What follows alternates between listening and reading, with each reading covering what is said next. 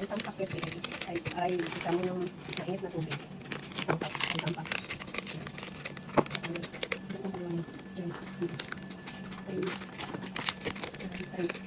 Ready, tapos 3 hot water. Hul? Kali.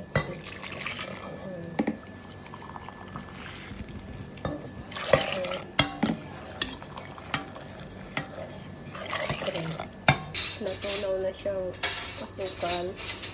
Dadagdagan na siya ng 3 baso din na malamig naman. Yan. Ganun ang paggawa dito natin. Lagyan ulit siya ng 3 tubig ulit. Diba na? Okay. Barata dyan. Ala.